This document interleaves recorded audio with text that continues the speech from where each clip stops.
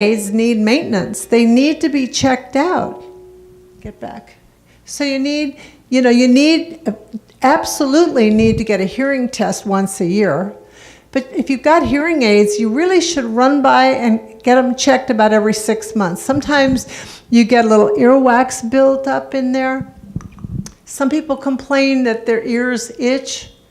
These are all things that your hearing healthcare professional can address. And don't be shy. That's why they're there. And missing, and one guy says, "Oh, I just don't hear the high tones." Do you remember that? Oh, were you there? You weren't there. I just didn't hear the high tones. I can hear everything else.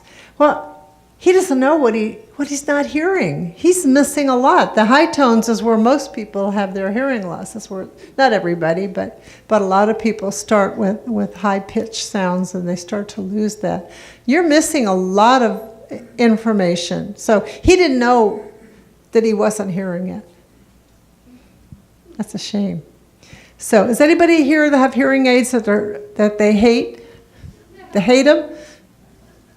Claude, you don't have any hearing aids. You've got 2 cochlear implants, and I think Claude wants to talk. Okay, wait for the mic.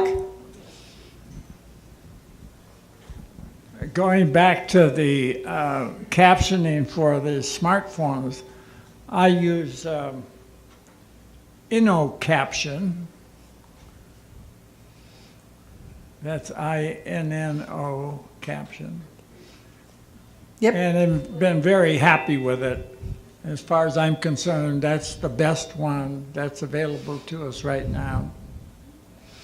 There's basically 2 apps that you can get. InnoCaption is one, and the other is Hamilton Mobile. And Hamilton Mobile uses voice recognition, but InnoCaption uses live cart providers, captioners.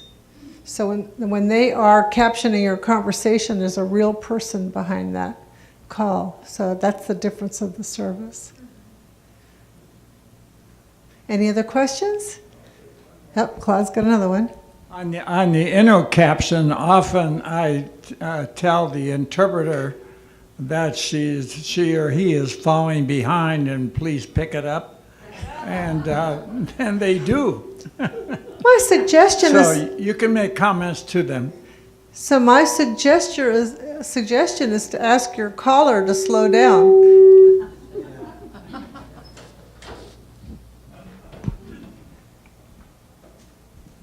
I have a question here regarding caption calling here. I don't have it, and it's new to me, but a lot of times when you call and talk to somebody, a company or whatever, and they'll say your call is being monitored or recorded and so on. Well, are you doing the same thing to them with a caption calling?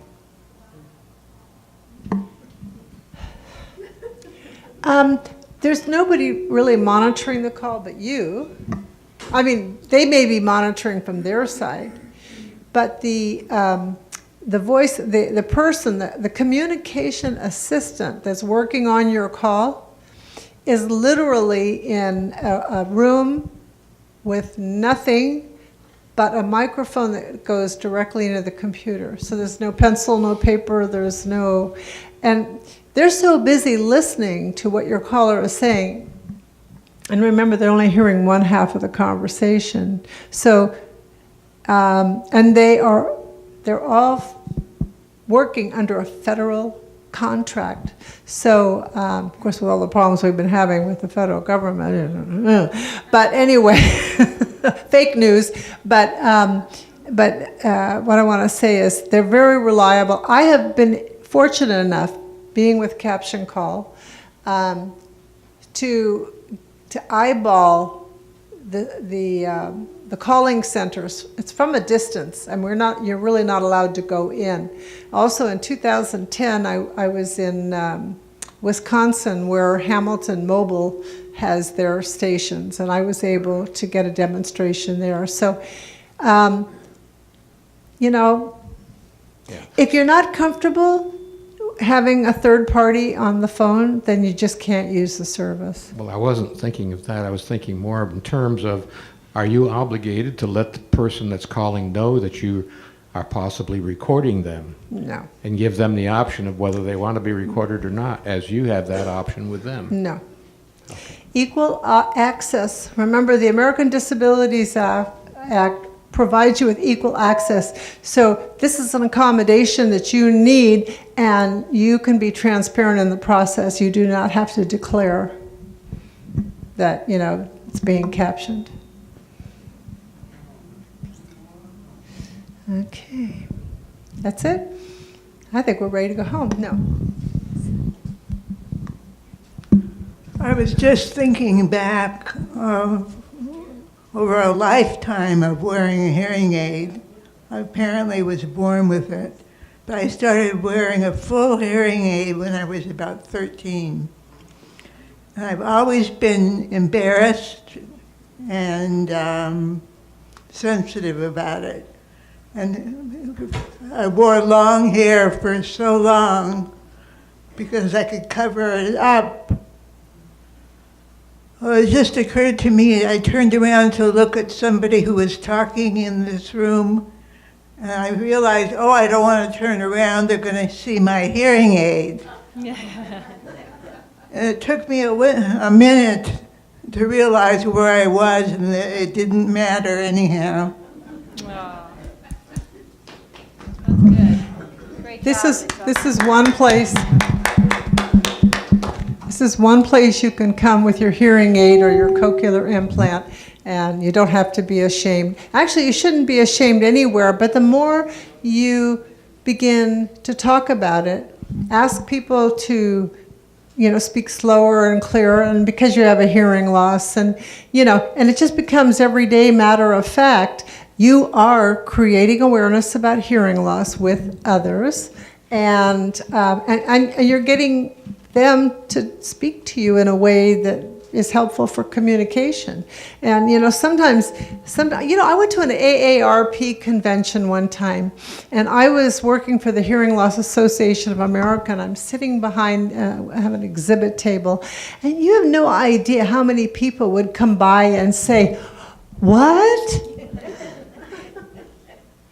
I mean, I didn't think that was funny. Yeah, I didn't start wearing hearing aids until, in my late 60s.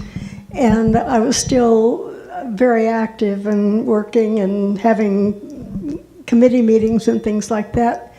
And when I first got the aids, I thought, oh gosh, I got to start wearing my hair down over my ears, and change my hairstyle and everything. And then I looked in the mirror and I said, you've worn glasses since you were 2. What's the difference between wearing glasses and wearing hearing aids and letting people see them? And so I didn't change my hairdo.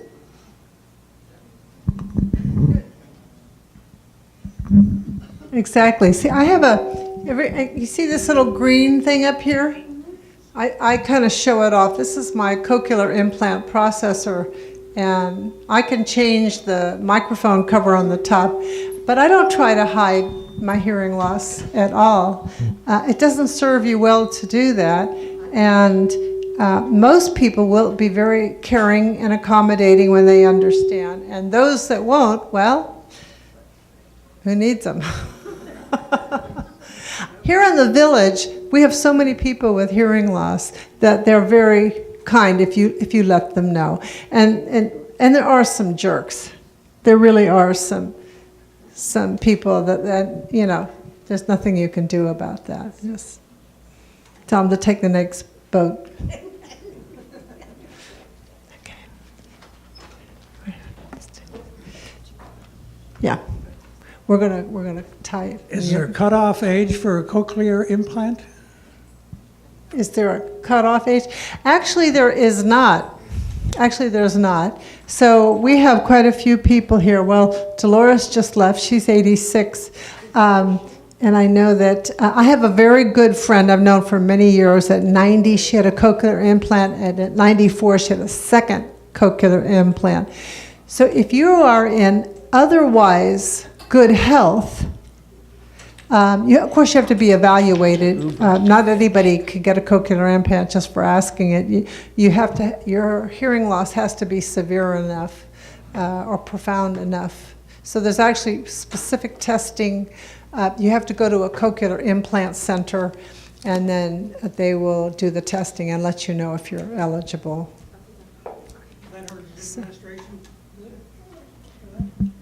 Tony, before you wrap up, this was left at the table. Who does this belong to? Okay. Anybody? And you wanted to make a comment? Thank you. I've had two different experiences in regard to hearing. I take a number of classes through Saddleback Emeritus, and in several of the classes, I was unable to hear what the instructor was saying. I mentioned it. The response was, "This is what it is. I'm talking as loud as I can." So that was that. The other experience I've had is with my neighbor downstairs complaining that my television is too loud. So I've started using just captions. I don't use any sound at all. And I've gotten used to the captions and it's fine. Except with one of my programs, and the captions go so fast that it's impossible to read them. So I called the company, I forgot what the name of it is, Broadbent or something that provides our television. And they said, well, you have to buy a special box. And I said, well, I think that we're already paying a fee to get our television. And with the large number of people living here in the village, I would think that the boards wouldn't want to pay for television where we couldn't read the captions. But that was the response I got. The captions are going as fast as the conversation is happening. So I'm not aware of any box that slows down the captioning, but that would also slow down the picture. And I don't know if that's very good. We do, Serene Innovations has something called a TV box. Mary, you have a TV box. Would you share your experience? How are you doing with that? I can do that one, Tony. I was Tony, and I used it for a long time until I got my cochlear implant. Now the implant is working well enough that it just wants to hear the TV, not through the sound box. But the sound box is great if anybody wants one. Explain how it works. Well, you just set it wherever you want. It's a wireless box. I mean, yeah, it's one of those that you recharge, at night, and then you turn it on and put it where you want it. It's a wireless box. The base is connected to your TV, and you can you bring the sound to you right where you're sitting. If you're watching a movie and you get a call of nature, you can take the sound with you to the bathroom. Or if something's cooking on the stove, you can, again, take the box with you. So, yeah, there it is. So, and it works very, very, very well. And so you can just have it, just the volume you need right where you are, and you don't have to blast your neighbors out. You can get the sound back. 150. So. I've had two sets of hearing aids that have streaming right into your hearing aid from the TV, and there's also TV ears where, it doesn't work as well, but the streaming into your hearing aids is fantastic. So if watching TV is an issue for you and you're getting new hearing aids, do mention that to your hearing aid provider, because you can get streaming devices, and those cost extra money. So, but it's available. But if you already have hearing aids and they're in pretty good shape, a sound box would help. Okay, one suggestion I might make is, if you have a favorite program, you could record them. You know, that service is available here. And what I do is I record it, and if it goes too fast, I just, move it back and I replay it. Yeah. And that helps. Okay. I am going to wrap this up. It's about that time. We've got a lot of cleanup to do. Thank you for coming. Hope you enjoyed the ice cream. If there's any cookies left, go get some. And so I'll have a special meeting in July, and otherwise I'll see you in September. Thank you very much.